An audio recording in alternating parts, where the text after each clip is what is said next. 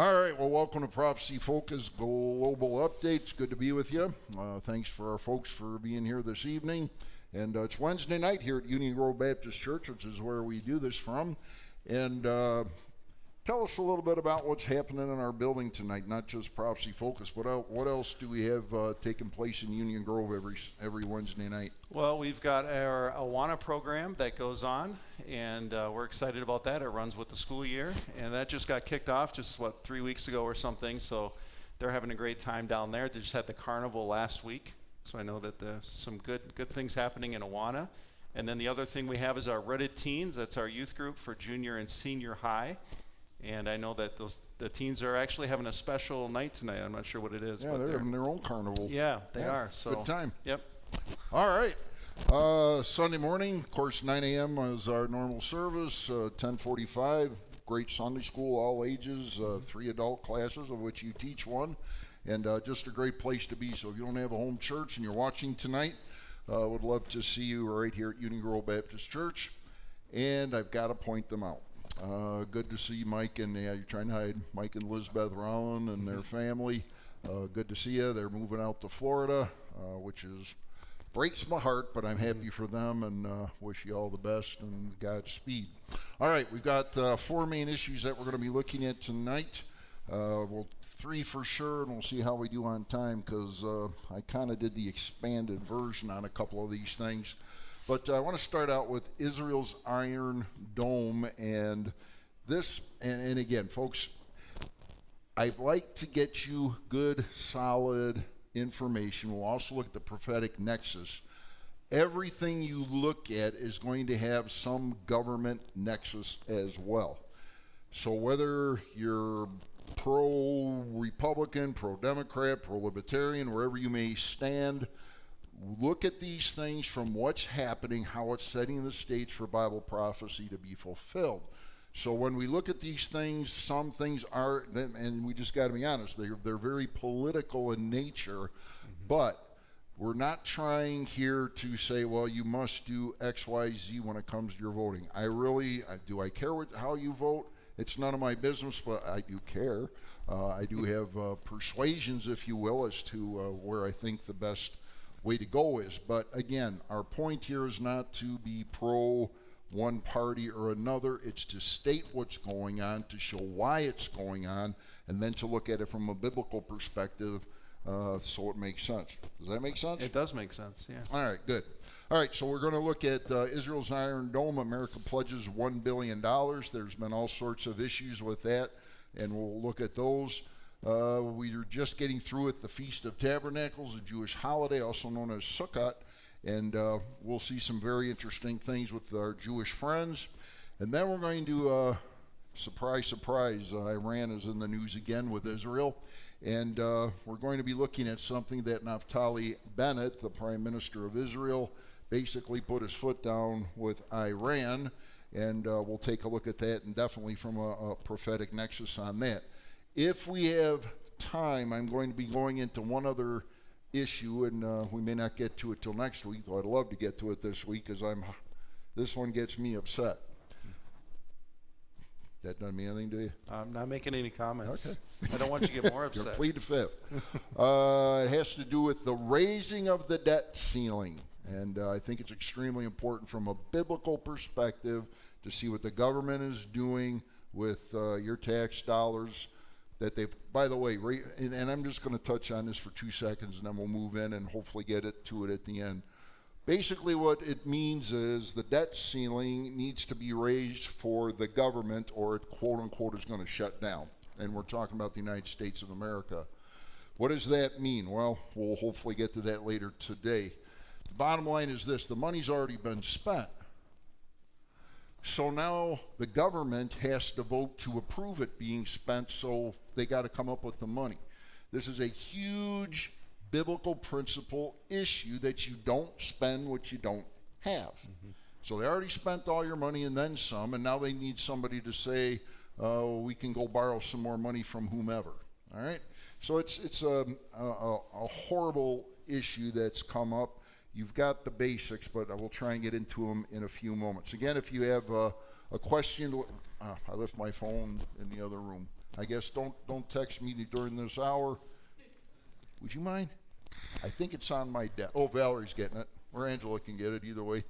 We'll get the phone up here. So if you want to text us at 414-788-6010, questions or comments. Again, we can text only during this time because we're live. But you can always text us afterwards. I'll be happy to answer any questions. All right, so let's talk about Israel's Iron Dome. We've done this, I think, maybe once before. Yeah. So, Josh, you got a little bit of background on this. What are we looking at on the slide here? Well, they're in constant danger of rocket attacks in Israel, and so they have set up these devices that intercept those rockets midair. It's okay. Wow. That was well done. Thanks, Angel. All right, so what we're looking at is, if you will, and it sounds weird because if you're not familiar with this, the concept sounds like there's a big iron dome that's somehow up in the sky. Well, that's not the case. It's nothing more than a missile-to-missile that's fired and hits, and that's why they call it the Iron Dome, because missile hits missile and stops the rocket. All right, so we're already getting a few in here. Sorry about that. When I have you read, I'll bring it up here. Okay. All right, so time for you to read. All right. Go for it. So the U.S. House approves $1 billion for Israel's Iron Dome missile defense system. The U.S. House of Representatives voted overwhelmingly on Thursday to give $1 billion to Israel for its Iron Dome missile defense system, 2 days after objections from the most liberal Democrats forced leaders to remove it from a broader spending bill. The measure passed by a 420-9, 8 noes from Democrats and 1 from a Republican, with 2 members voting present. That sent the measure to the Senate, where leaders have not yet scheduled a vote. The House passed the broader bill on Tuesday, but the removal of the Iron Dome funding angered centrist Democrats and led Republicans to label the party as anti-Israel, despite a long tradition in the U.S. Congress of strong support from both parties for the Jewish state. I haven't been keeping up. Sorry. All right, where are we? We're on the next one. All right. Go for it. Continuing on there, the House's Democratic leaders immediately said they would introduce a standalone bill to provide the Iron Dome funding. The liberal Democrats have criticized U.S.-Israel policy, saying there should be more concern for human rights issues like Palestinian civilian casualties, as Israel struck back after Hamas rocket attacks in May. The $1 billion in the Iron Dome funding bill is intended to replace missile interceptors Israel used to ward off rockets fired from Gaza during the May conflict. Israeli Prime Minister Naftali Bennett thanked both parties in the House for their support. Quote, "Those who try to challenge this support got a resounding response today," he said in a statement. All right, we'll do this one and then we'll do some commentary. And so the photo there, Israel's Iron Dome anti-missile system intercepts a rocket launched from the Gaza Strip towards Israel, as seen from Ashkelon, May 19th, 2021. All right, so what's the issue here? So we have a major, and we're going to go into a little more in-depth commentary in a moment based on the bifurcation, if you will, in our government today, which is very interesting. So here's what, in a nutshell, if you didn't catch all that, what's going on. So Congress says, hey, we need to supply and take care of our friends Israel and supply enough money so they can keep shooting up those rockets. Every single, and I'm going to go back to the machine for a moment so you can look at it, every one of those missile to missile cost about $100,000 to shoot up. So when you had several thousands of them shooting up, you start adding zeros and it gets extremely expensive very quick. All right, so under President Trump, there's a great relationship with Israel, with President Obama, and not quite as good, but they still were supporting Israel to some degree. President Trump stepped up that, if you will, the camaraderie with Israel and the support of Israel. And now there's this, it was like, and we've been watching this, and we've actually been watching it on Wednesday nights, how is the current president, President Biden, going to interact with Naftali Bennett and see how it goes? Well, I guess I'm fairly happy to report that Bennett and Biden seem to be getting along at least to some degree. So the bottom line is Congress said, well, we need to take a vote to decide how much money, if any, we're going to give to support Israel with this Iron Dome, basically to protect them from getting hit by missiles all the time. So the Congress basically came up with this $1 billion number, but it caused serious kickback, if you will, from 4 people. 4 members of Congress were able to shut it down at first. 4 people. Now, it said 409 was the positive vote, correct? It is. Yep. And you have 4, basically, there's 4 or 5, I forget what the exact number is. You have a handful of individuals. How many was it? 420 positive to 8 no's and 2 2 I'm here, present. but I'm not going to vote. Yep. So, and we all know the issue here, and we're going to actually go through it. Now, I was going to put their pictures up, but I don't want to give them that much media attention, if you will. It's not worth it. The bottom line is 4 people, and it ends up being 9 people that actually vote no for this $1 billion expenditure to help our ally Israel. And we'll get to the biblical part in a moment. Why is that important? Well, it's important, first of all, to understand the power of a few individuals that have a lot of liberal attention right now. All right? And again, if that fits your particular political genre, so be it. But it doesn't fit mine, by the way, so I'll just put it out there. But I try to be nice. I'm not going to ever condemn anyone for having a different opinion, because I don't really care what government does, even though I do care, because government never saved a single soul. Only who does? Only God does. Only Jesus does. The government never changed a heart. Only God does. So I'm concerned about what the government does, but certainly I'm not going to lose a whole lot of sleep over it. Maybe a little bit. All right, so let's go through into a little more in-depth here and see what else took place. And here's, folks, here's why I go to stuff like this. We have so many Christians around the world, and it's specifically in the United States, that say, listen, the government's corrupt. I want no part of it. I'm not going to vote. I'm not going to take part. And I have to, and this I honestly believe in. The government, or God makes it very clear in 2 Corinthians chapter 5 that we are his what? Starts with an A. His ambassadors. God has chosen us to be, if you will, his representatives here on earth. Now, God will use his people to accomplish his will. If by chance you say, well, you know, whatever, God sometimes allows that which is absolutely against, if you will, our political or our Christian values, and allows someone who is not someone we would support into office. And you say, well, if I'm taking part and I'm voting and I'm, if you will, even maybe campaigning for someone that you believe in, but someone else gets in that you totally don't like. It's like, well, this doesn't work. The process doesn't work. I didn't get who I wanted in. Romans 13 says what? God got in who what? He wanted in. All right? So you say, well, I don't agree with... You can't really say I don't agree with God's decision. That wouldn't be a good thing. You can, but it might not do any good. There you go. But here's the point. You remember a guy named Pharaoh? Yeah. Did God allow him into that position? Absolutely. Now, God decided to use that which was, if you will, bad for good. How about a guy named King Nebuchadnezzar, the Babylonians, when they came in and they plundered the Jewish people in 586 BC? Was that God ordained? It sure was. All right? Why? Because God knew that for such a time as this, the pagan people needed, if you will, even chastise his people to get them on the right track. All right? So again, here's why, one of the reasons why we're going through this particular issue. Pay attention, please, to this, and I encourage you. By the way, I can't hold anybody accountable whether they vote or not. I don't know what you do. I encourage you to go in certain ways, because if God chooses, if you're happy with the current administration, so be it.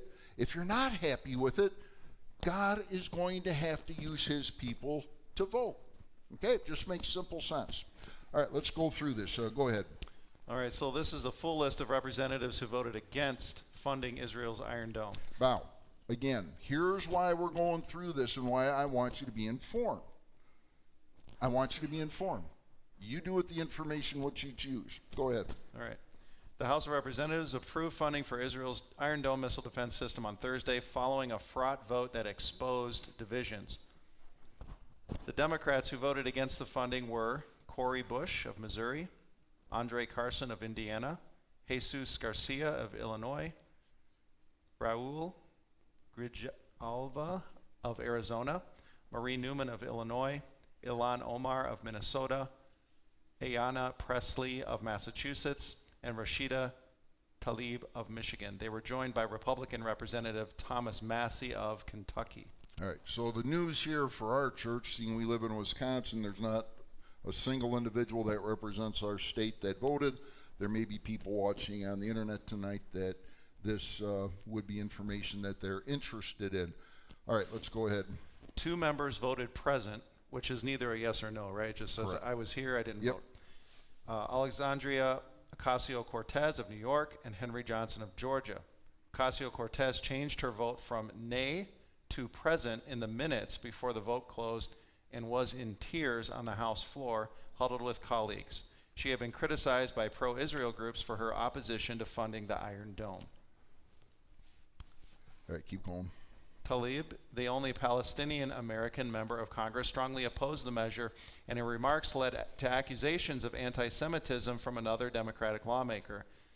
Quote, I will not support an effort to enable and support war crimes, human rights abuses, and violence, Tlaib said. Quote, the Israeli government is apartheid regime. Apartheid regime.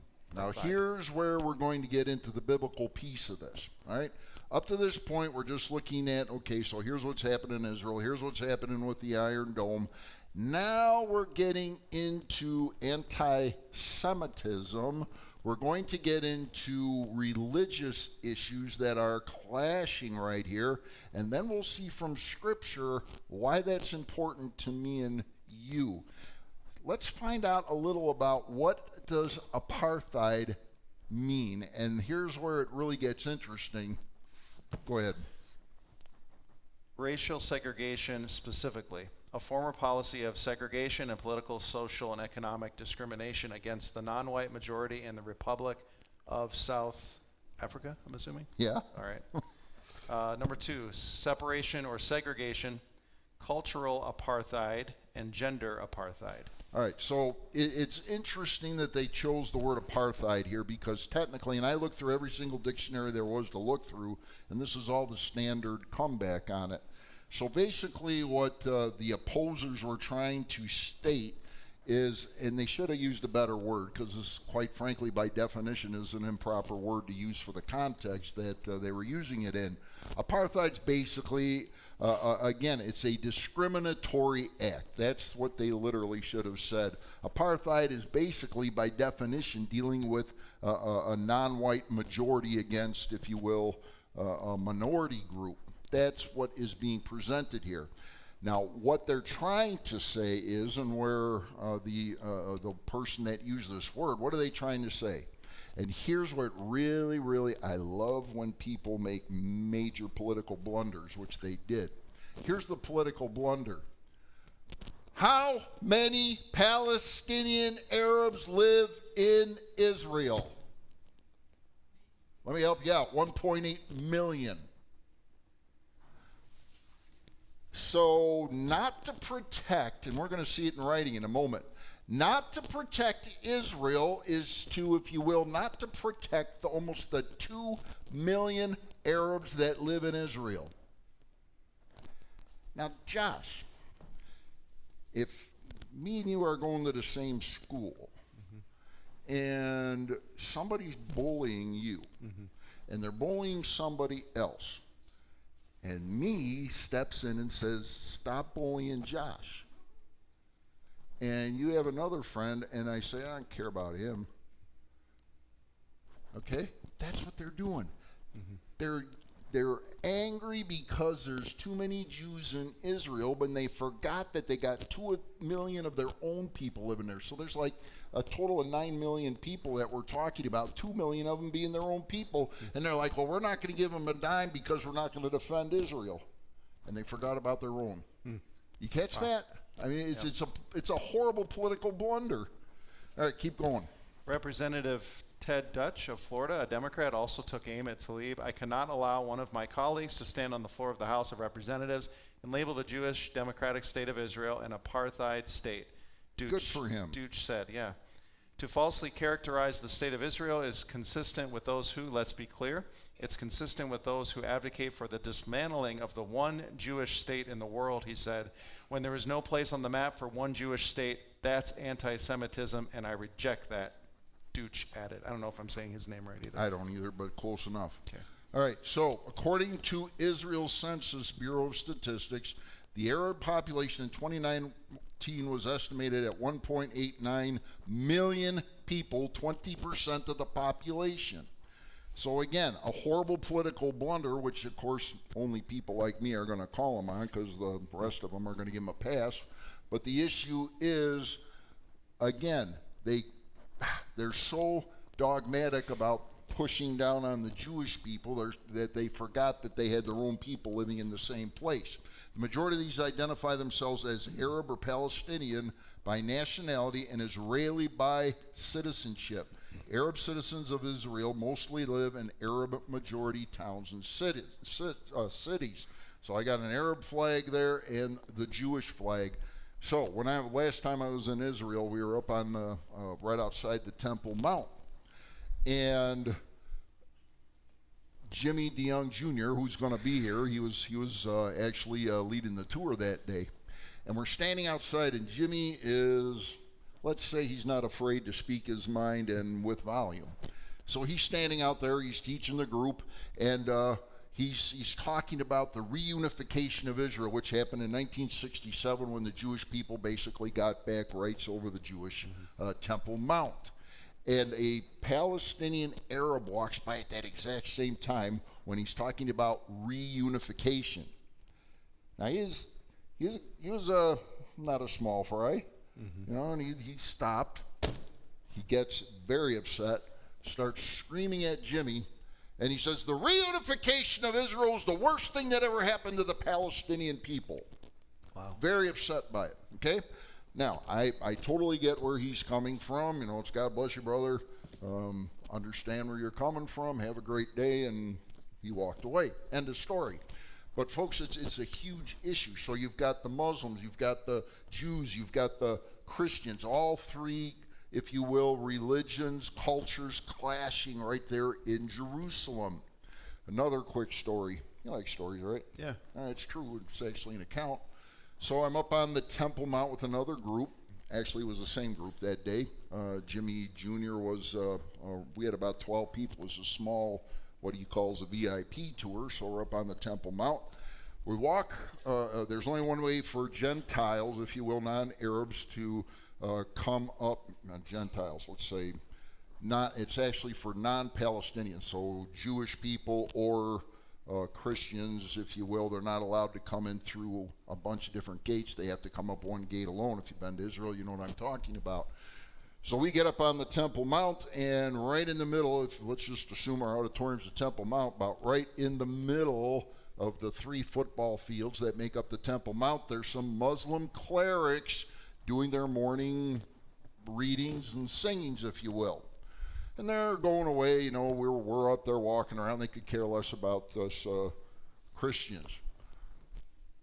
Then all of a sudden, a bunch of Jews walked up, Jewish young men. That didn't go so well. For the most part, and we'll show you a little bit later tonight, for the most part, Jewish individuals do not go up on the Temple Mount. They're concerned, the rabbis are concerned, the Holy of Holies was there, and they don't want to accidentally step on where literally the presence of God was. Now that's, of course, underneath the Dome of the Rock where the foundation stone is, so based on our position, it would be impossible for them to step on it, but they're very, very careful. The bottom line is the Israeli police taking the Jewish men, kippahs on, the little yarmulkes, so it's very easy to identify them, the dress and so forth. They start walking around, and all of a sudden this Muslim cleric catches sight of them. He stands up, begins to scream 2 words. Guess what they were? Allah Akbar, right? Okay. Basically praise to Allah from the clerics. They are screaming at these Jewish people. They're screaming at the Israeli police. And I'm just kind of watching, taking it all in, seeing if it's going to get any worse than the screaming and yelling. Well, fortunately, it remained at screaming and yelling. But when you see the clash, what's taking place up there, you have the Jewish people. That's where the 3rd temple is going to be built. That's where the 1st and 2nd temple will be built.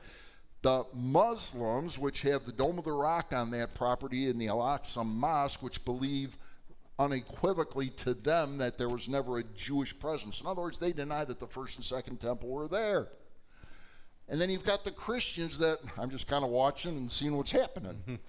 But it's interesting. So you have the clash of these 3 things. By the way, why are Christians up on the Temple Mount? Why in the world would we take people to Israel as Christians? We're not Jewish. Who cares about the Temple Mount? Why would we go there? Any idea? Well, it's a pretty important place in the Bible and to the Lord Jesus, so. Yeah. Was Jesus ever in the temple? Yep. Of course, he went to the 2nd temple before it was torn down in the 70 A.D. So, I mean, from a Christian standpoint, what do Christians usually say when you go to Israel? We want to walk where Jesus walked. You want to walk in the land. You want to see the land of the Bible. All right, but you have all this coming at it. Now, this is a lot of information, a lot of, if you will, caveating, but it all comes back to these central ideas. Go ahead with the next piece here. I just have a quick question. Yeah. So, just to be clear about the Iron Dome, yep, it's potentially protecting the clerics that were screaming at those men walking by. Just to be clear. That would be absolutely right. Okay. Absolutely. All right. All right, let's go to the Jerusalem Post. Get their spin on this. Arab population in Israel protected by Iron Dome. Progressive influence taught Israel it needs more independence. Squad behavior in Iron Dome vote verges on anti-Semitism. The lesson Prime Minister Naftali Bennett learned from the attempt by progressive Democrats to block American funding for Iron Dome missile defense batteries is that Israel needs to make sure it is not dependent on others, a diplomatic source told reporters traveling with Bennett to New York on Monday. Catch that. You see what kind of damage we do to ourselves? Yeah. So you have a perfectly good ally. Everything seems to be going well, but because 490 people caved into 9, are you serious? It's mind-blowing. Go ahead. Bennett continues, we have to make our economic abilities even better so that we are never dependent, the source said. But America was and remains our greatest partner. Yeah, I guess that doesn't mean much to him at this point. The comments came after the Democratic leadership gave in to demands from the progressive, quote, squad in the House of Representatives that the $1 billion in Iron Dome funding be removed from a bill that was meant to stop a U.S. government shutdown, because otherwise the bill would have been voted down. All right. Israeli ambassador to the United States and UN, Iliad Erdan, said that the squad's behavior proves that they are either, ignorant or anti-Semitic. Iron Dome, and here it is. Iron Dome saves Israeli and Palestinian lives. Erdogan said at an event with Bennett and leaders of Jewish organizations, if Israel didn't have Iron Dome, we may have had to respond with a ground operation, which may have ended with many more lives lost. All right, we're going to skip over again. Why do we go through these things? Why do we bring them up on Prophecy Focus Global Update? Because all of this has a massive prophetic nexus. We go right back to the Abrahamic covenant, Genesis chapter 12, verses 1 to 3. The Lord had said to Abram, get out of your country, from your family, and from your father's house to a land. What's the land, folks? Israel. To a land that I will show you. I will make you a great nation. I will bless you and make your name great, and you shall be a blessing. I will bless those who bless you, and I will curse him who curses you, and in you. What's the next phrase here? All the families of the earth shall be blessed. Now, folks, here's why we care about what's happening in Israel. Here's why we care about the situations that we've just gone through. It's because God makes it crystal clear, if we as a nation decide to oppose Israel, what's God's position on the nation? It's bad. It's horrible. God says, I will bless those who take care of my people, Israel. What else does he say? Deuteronomy 7:6. Why don't you take it? For you are a holy people to the Lord your God. The Lord your God has chosen you to be a people for himself, a special treasure above all the peoples on the face of the earth. A special treasure. You say, well, wait a minute. What does that mean? It means what it says. Yeah. It means God loves the Jewish people. You say, Brother Rich, do you love the Jewish people? Yes, absolutely, unequivocally. You say, why? Well, mainly because God does. And I want to do it. If God's for it, I want to be for it. If God's against it, I want to be against it. So that's why we have Jewish missions. That's why I go to Israel every chance I get up until COVID hit. It's because it's a very important place and we want to love and care for the Jewish folks. By the way, here's an important piece. Segue. Do Jewish people need to come to Jesus Christ? Yes. Yes? Do I hear a yes? Yep. Don't, they're God's chosen people. Doesn't that mean he's going to let them all into heaven no matter what? Nope. Right answer. Folks, that's why it's so important. And that's so important why my Jewish friends that live up in Milwaukee area, and that's why I spend time with them. That's why I go see them. That's why I put a hat on my head when I go there, because out of respect for them, it's like, why? So hopefully we can share the gospel with them. You see, the Jewish people are lost. They're without hope. They're on their way to the lake of fire, lest they come to Christ. So just because they're Jewish, they don't get an exemption from trusting in Christ. So if we say that we truly love the Jewish people, should we be out there evangelizing them and sharing the gospel to Jewish people as well as the Gentiles? Yes. Yeah, absolutely. How about Deuteronomy 14:2? For you are a holy people to the Lord your God, and the Lord has chosen you to be a people for himself, special treasure above all the peoples who are on the face of the earth. All right, so Moses gets this twice from God about the importance, and by the way, there's tons of different passages we could go through, but here's just two. The Jewish people are important to God. God is a major place in his prophetic calendar for the Jewish people. When we all get raptured up to heaven, which could happen at any moment, the Gentile church made up of Jews, not Gentile churches, the church made up of what? Jews and Gentiles. We're going to get raptured up. Who does God then put as the main group of people after the church is taken up to heaven? It's the Jewish people. It's all dealing with the Jews. So God and Christian or Gentiles will come to Christ as well during the tribulation of millennial time, but it all goes back and centers back on the Jewish people. That's for another day. All right, Psalm 33:12. Blessed is the nation whose God is the Lord, the people he has chosen as his own inheritance, the Jewish people. Psalm 89:3. I've made a covenant with my chosen. I have sworn to my servant David. How about the Davidic covenant? 2 Samuel chapter 7. O seed of Abraham, his servant, you children of Jacob. Who are the children of Jacob? The Jewish people. Jacob's name was changed to Israel. Very good. All right, for the Lord has chosen Jacob for himself, Israel for his special treasure.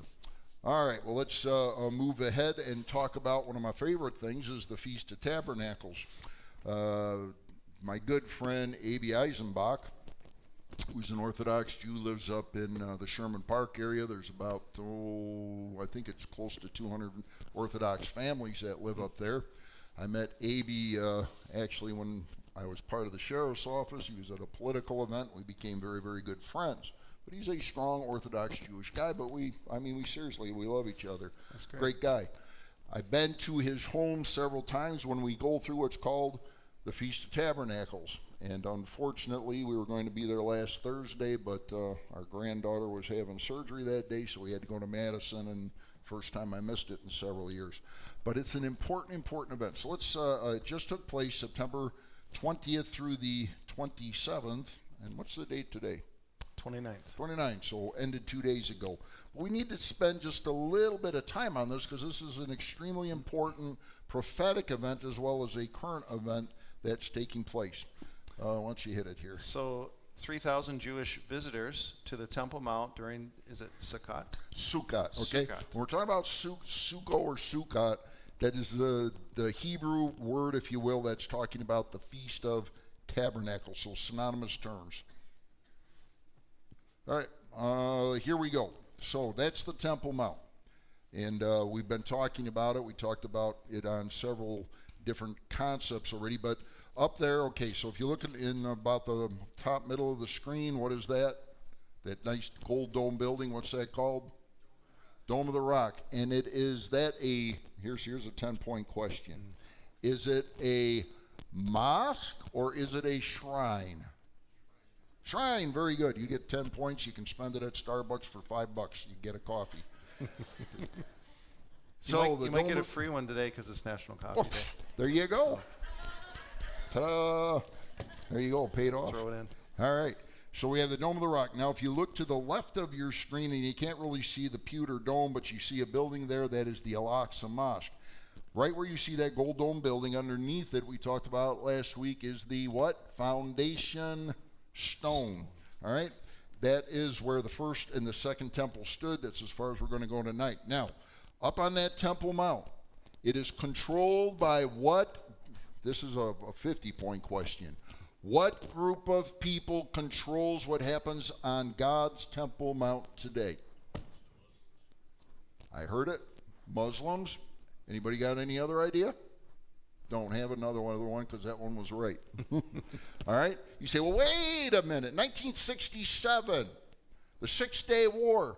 The Jewish people run back control of that property. Is that true? Yes. Absolutely true. You say, well, why then, if the Jewish people won back control of that property, why in the world are the, Islamic or Muslim people controlling it? Well, we've talked about it, and all of you are scholars, so already know the answer, but maybe somebody watching doesn't know. Here's what happened. 1967, the Israeli Defense Force takes over the Temple Mount. They walk up on the Temple Mount. It's reported, but still unsubstantiated, that Yehuda Glick, one of the people from the IDF, also a Jewish rabbi, grabs a hand of dynamite and is going to walk into that gold dome building and blow it off the face of the earth, because what did he want? It's like, we got control of the Temple Mount. We're getting rid of the Dome of the Rock. We're going to build our third temple here. Well, the Israeli government gets on the little walkie-talkies. They're watching what's taking place. One of the IDF soldiers goes to the top of the Dome of the Rock, puts a Israeli flag on top of it.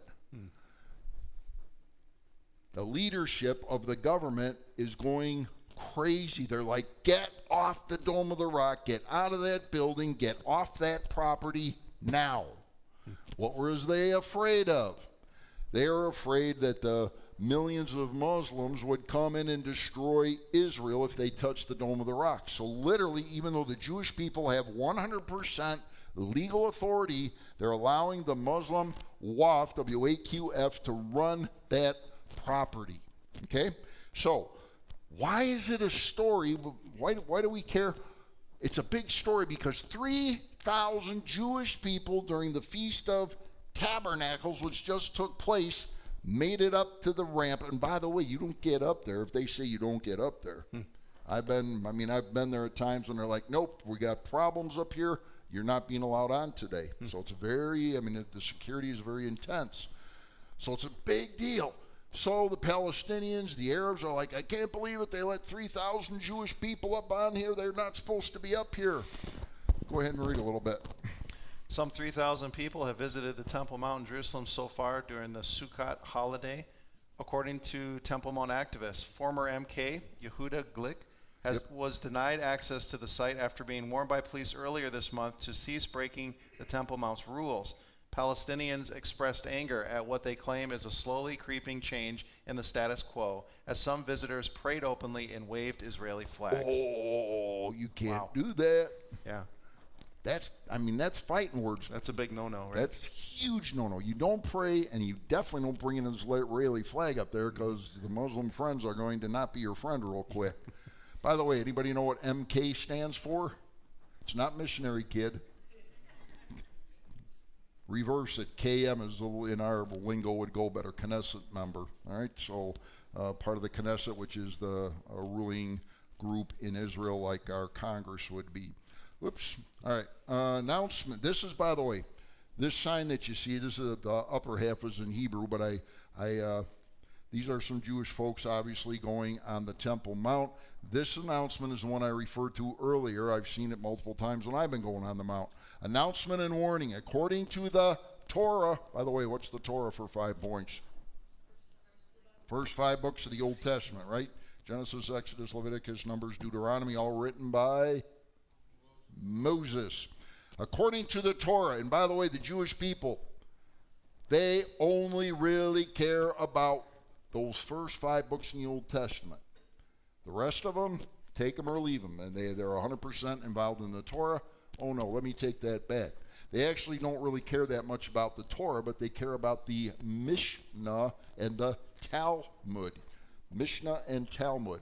If you can spell them, you get an extra 20 points tonight. Wow. Mishnah and Talmud, what are they? They are the commentaries on the Torah. So they really don't read much of the Torah. What do they do? Spend most of their time doing? Reading the Mishnah and the Talmud, the, if you will, the commentaries. It would be like, everybody knows John MacArthur, right? He's got a commentary series that'll take up the front of our church on the New Testament. Well, it's basically they'd rather read that than the Bible. That's the same concept. All right? So here's what it says. It's forbidden for any person to enter the area of the Temple Mount due to its sacredness, the chief rabbinate of Israel. They don't want Jewish people going up there, but their tone has dramatically changed. All right, let's just take a very quick look at this. I haven't been using many timelines, but it'll take us into progress. So what are we looking at? We currently live on the left in the church age, which is in progress. The next major event on God's prophetic calendar is the rapture of the church. Then we'll have the 7-year tribulation period. Now, when Jesus Christ comes back, that Temple Mount is going to be changed. Actually, it'll change during the tribulation time, when God will make a covenant with what group of people, and they will build the 3rd temple. Israel, all right? So the Antichrist makes a covenant with Israel, which means that gold dome building has to come down. The 3rd temple will go up. When Jesus Christ returns, he will set up his millennial or 1,000-year kingdom. There'll be another temple. All right, so we know about the 3rd temple that's coming, Daniel 9:27. Then we know about a much bigger, much larger temple that Jesus Christ will build. Zechariah chapter 6, it talks about the branch building the 4th temple. In Ezekiel 40 to 48, it gives you the actual size of it. It's, instead of being 3 football fields, the Temple Mount, if you will, be 1 mile square. Israel's going to be flattened out. Right now, it goes about 10 to 15 miles at its biggest part. It's going to be 50 miles wide if you go and read Ezekiel. That's all messages for the future. All right, so what do we got here? You know what that is? You ever seen something like that? I'm guessing it's a booth. Yeah, it's a booth or a sukkah, S-U-K-K-A. So when my friend Abe, and he'll invite us to the Jewish neighborhood, he invites us to something like this. They build a sukkah outside of their home, and they have meals in there. They bring their friends there, and occasionally maybe the kids will sleep out there, whatever. Why do they do that? What does this have to do with the Feast of Tabernacles? The Feast of Tabernacle. What's a tabernacle? It's a tent. When the Jewish people were going from Egypt to the Promised Land, what did they sleep in? Tents. Yeah, I mean, Motel 6 and Holiday Inn and all that, that went out there in the desert. So they had their tents, their sukkahs that they stayed in.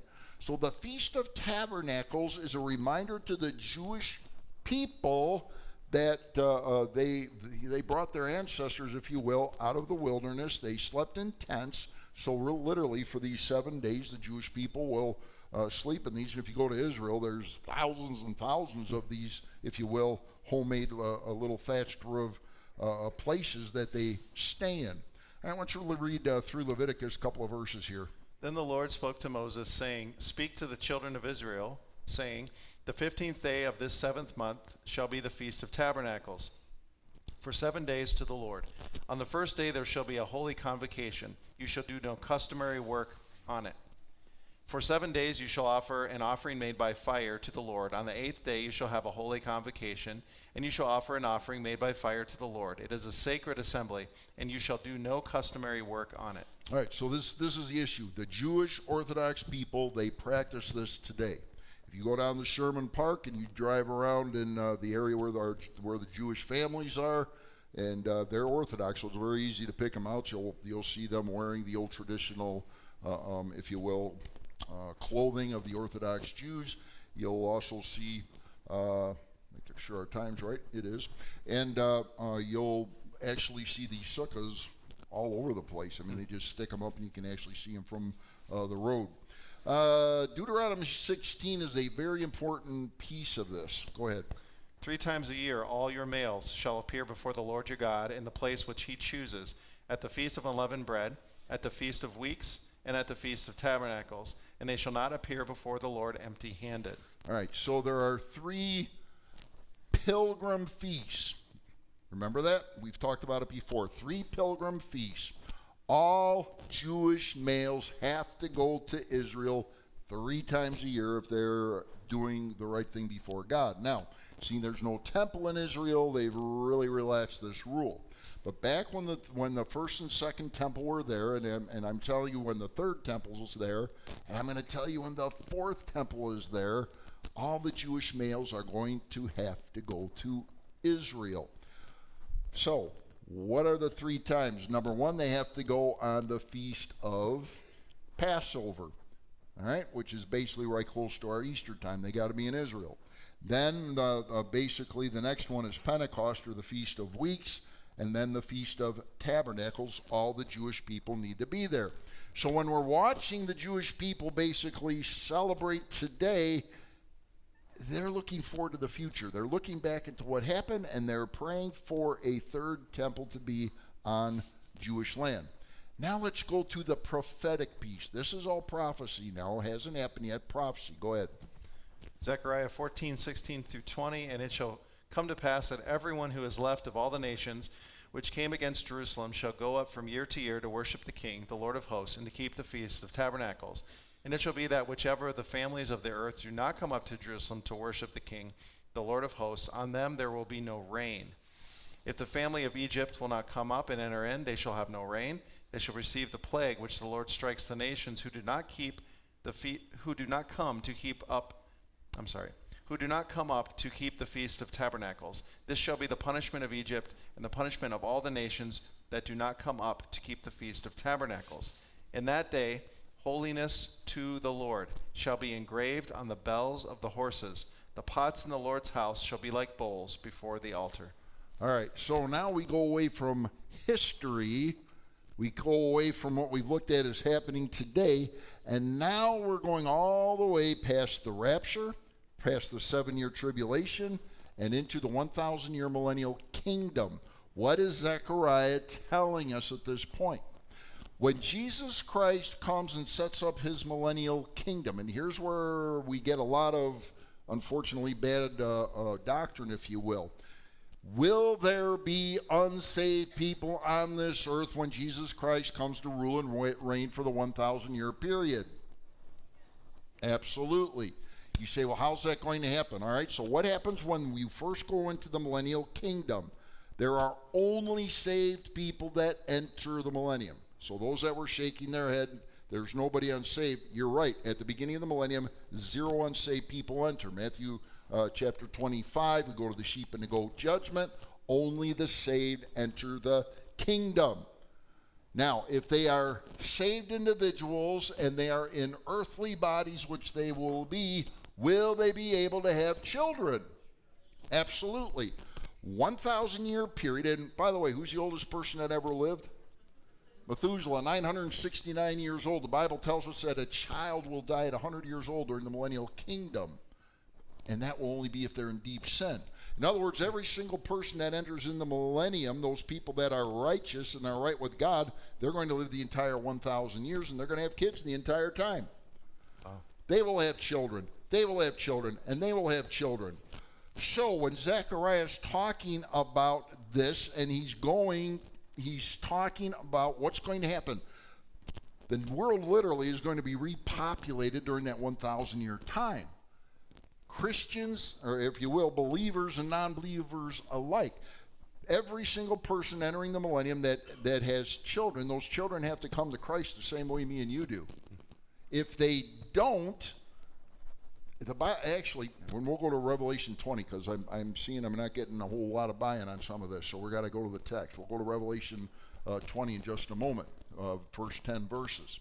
Here's what's going to happen. People will be born, there'll be believers, there will be unbelievers, many will come to Christ, but many will reject Christ. So we're going to read, when you get it, Revelation 20, we'll read the first 10 verses in just a moment. All right, so what's going to happen? Zechariah is saying there will be nations that will rise up around the world that will refuse to come to the Feast of Tabernacles during the millennial kingdom. What does he say is going to happen to them? No water, no rain. He's going to cause, if you will, famine to come to them. That's going to cause a drought to come to them, and he's going to chastise them during that 1,000-year period. All right, listen carefully. Revelation chapter 20. This is talking about the 1,000-year millennial kingdom of Christ. Verses 1 through 10? Yes. I may stop you after 7. Okay. Then I saw an angel coming down from heaven, having the key to the bottomless pit and a great chain in his hand. He laid hold of the dragon, that serpent of old, who is the devil and Satan, and bound him for 1,000 years. All right, stop. First thing that happens when Jesus Christ comes, he sets up his 1,000-year millennial kingdom.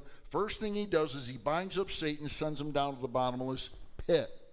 Again, only the righteous enter the kingdom. That is a correct statement. Keep going. And he cast him into the bottomless pit and shut him up and set a seal on him so that he should deceive the nations no more till the 1,000 years were finished. But after these things he must be released for a little while. And I saw thrones, and they sat on them, and judgment was committed to them. Then I saw the souls of those who had been beheaded for their witness to Jesus and for the word of God. Wait a second. Interesting. Yeah. Souls that were beheaded. Yeah. This is during the tribulation period now, and here's what they're crying out for. They've been beheaded for their witness to Jesus and for the word of God, who had not worshipped the beast or his image, and had not received his mark on their foreheads or on their hands. And they lived and reigned with Christ for 1,000 years. Okay. By the way, 6 times in 7 verses, we're going to hear the words 1,000 years, speaking of the 1,000-year millennial kingdom. Keep going. But the rest of the dead did not live again until the 1,000 years were finished. This is the first resurrection. Now, pay attention now, because now we're going to find out about judgment that's going to come upon the unbelievers that came up during the millennial kingdom. All right, verse 6. Blessed and holy is he who has part in the first resurrection. Over such the second death has no power, but they shall be priests of God and of Christ, and shall reign with him 1,000 years. Now when the 1,000 years have expired, Satan will be released from his prison, and will go out to deceive the nations which are in the four corners of the earth, Gog and Magog, to gather them together to battle, whose number is as the sand of the sea. They went up on the breadth of the earth and surrounded the camp of the saints and the beloved city, and fire came down from God out of heaven and devoured them. The devil who deceived them was cast into the lake of fire and brimstone, where the beast and the false prophet are, and they will be tormented day and night forever and ever. All right, so what contextually is taking place is, again, the millennium starts with purity only. Only pure individuals are allowed into the kingdom. What's going to happen? You'll have many folks that will be born to those that entered the kingdom in physical bodies. By the way, will you enter the kingdom? You. How will you enter the kingdom? In a physical or a glorified body? Glorified, because what happened at the rapture? 1 Corinthians 15, 50 to 54, your body was changed and you were taken up to heaven to be with Christ. In the millennial time, when Jesus comes back on his white horse with all his saints on white horses, Revelation 19, 11 to 21, they come back and the millennial kingdom starts. Will I be able to have children? The answer is no. I won't be able to have children because I'm going to be in a glorified body, same as you. All right? So we have different individuals. According to Revelation 20, what's going to happen? Even while Satan is bound, well, there'll be people that will reject Christ that are born during the millennium. As many as the sand of the sea. A massive amount. So, what happens to them? Satan is released from his 1,000-year prison. He goes out around the world. He collects all those who are against him. They come to the city where the saints are, which is Jerusalem, Jerusalem. What happens? God kills them. Straightforward. All right? So, a lot there, a lot of prophecy from Zechariah, from Revelation, as to what indeed will absolutely take place. Well, we've got about 5 minutes, so let's go very quickly. We won't get to talk about the debt ceiling. We'll start with that next week. PM Naftali Bennett to UNGA, if you will. All red lines have been crossed by Iran. Why don't you read it real quick? Israel's Prime Minister Naftali Bennett addressed a sparsely attended hall at the United Nations General Assembly on Monday morning, just a few hours before the start of the Jewish holiday of Simchat Torah, same as Feast of Tabernacles. In the Jewish state.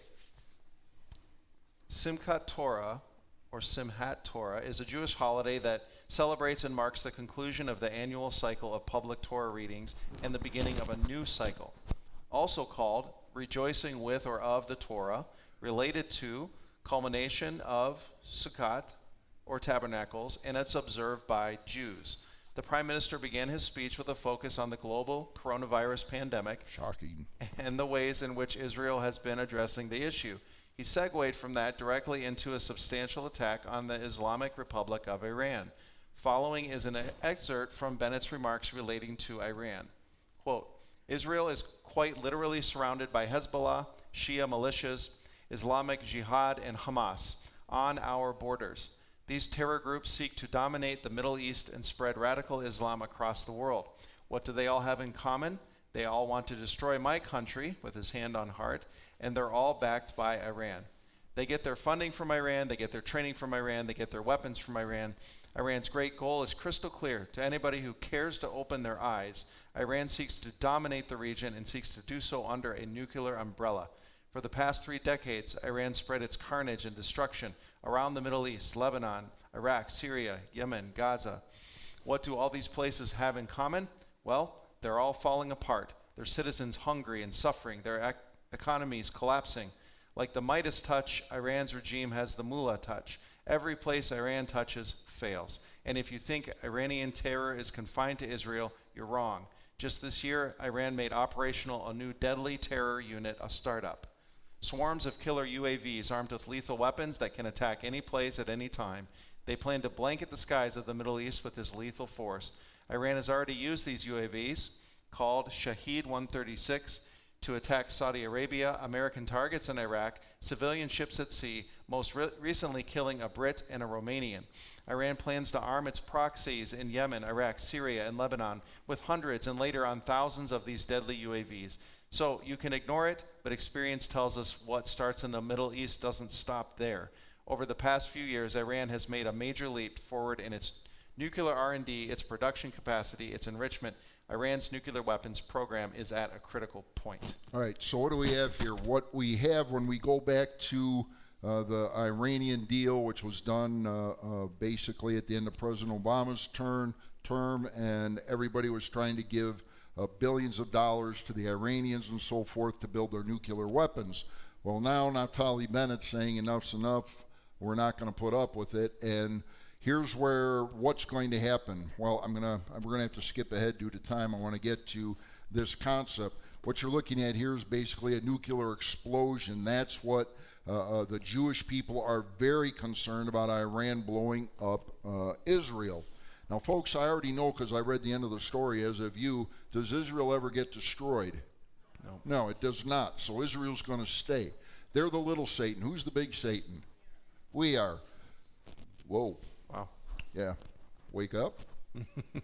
Folks, we're having a 14-hour prayer meeting here on Friday. Right over here, we're going to be starting at 6 a.m., going until 8 p.m., so hopefully you can fit a little bit of that time in to be here. Folks, this is no joke. It's no joke. And there's only one person, if you will, that can, if you will, take care of America. And it's not any president, it's not any Congress, because what happens when Iran says bye-bye? And what happens when those nuclear weapons that they've been working on actually get fired? Do you have grandkids? Do you have children? Do you have folks that you love? 2 Corinthians 7:14 admonishes us to do what?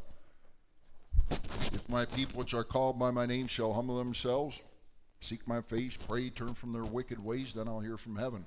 Folks, it's no joke. These type of things are being set up as we speak. It's for real, and we are at, if you will, we look to the Lord for protection. But folks, that's why it's so important that we stay faithful to God, that we understand the things that are coming. We're going to close with that. Let me just say this. Revelation chapter 13 we'll close with, talks about a one world economy, a one world government, a one world religion that is going to be coming. Let me also remind you that nowhere in the entire Bible is the United States of America discussed. It's not in there. Zechariah chapter 14 warns us that all nations will be at the Battle of Armageddon. It doesn't say who those nations are. The only hope for America is that we may be one of those nations in Zechariah 14 that manages to last that long, if we're allowed to stay, if you will, in one piece. So here's the encouragement, if you will. God says to pray. Does God still answer prayer? Amen. Folks, we got to believe that God really is who he says he is. We've got to spend time praying, seeking God, staying in his word, turning off all the... Folks, we can get recreation to death. We can get entertained to death, and we go to bed, we close our eyes, we wake up the next morning, go to work, go to school, do whatever we do, and forget that God exists, and we just go about our daily, mundane lives and forget that God is saying, would you please talk to me, son? Mm-hmm. Our Father says, would you please talk to me? The Father. He's our dad, if you will, meant with all due respect. Abba, Father. Jewish term, my dear Heavenly Father. Do we spend time with the Lord? Folks, America will not be saved by the government. I think we all pretty much agree with that. Yeah.